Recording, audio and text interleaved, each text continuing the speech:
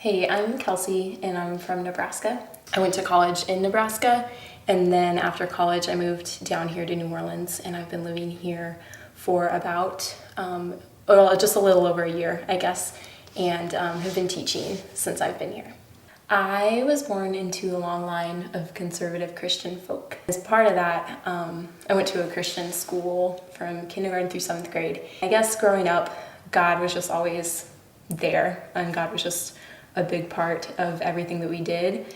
And while that was great in so many ways, and I'm so thankful for that, it also just kind of created this climate where God was ordinary. And I guess that was kind of a mindset that I carried with me through just a lot of my adolescence. It's just this concept that God was something I needed and wanted in my life, but it was something I only wanted a certain amount of in my life. I didn't want to have too much God. I kind of had this attitude that God was something to have in moderation. In high school, it was just the influence of some mentors in my life and some peers that were a couple years older than me, just walking alongside of me and really modeling for me what it means to just trust God with all of your life, and to not let your relationship with God be something that you have in moderation, to let God have all of your life and to just serve Him and follow Him.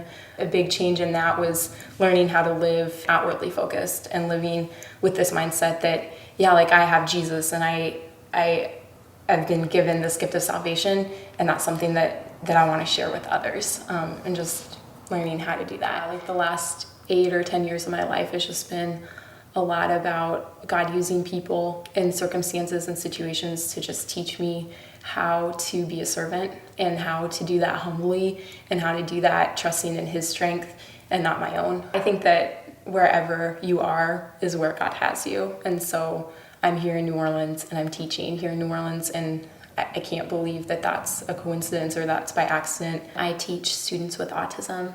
Autism is a pervasive developmental disorder which affects cognitive processing.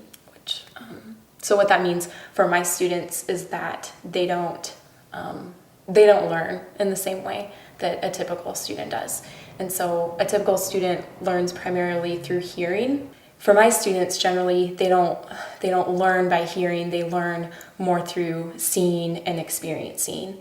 And so as I've been working with my students and just learning from them, it's been such an incredible opportunity to learn how to model Christ's love and be Christ's love instead of telling someone about Christ's love, which in the past is how I've always understood how you share Christ's love with someone, is you tell them in words who Jesus is, and you tell them the gospel, that Jesus died on the cross and all that stuff. And that's how I've always understood that you share your faith and that you share the gospel.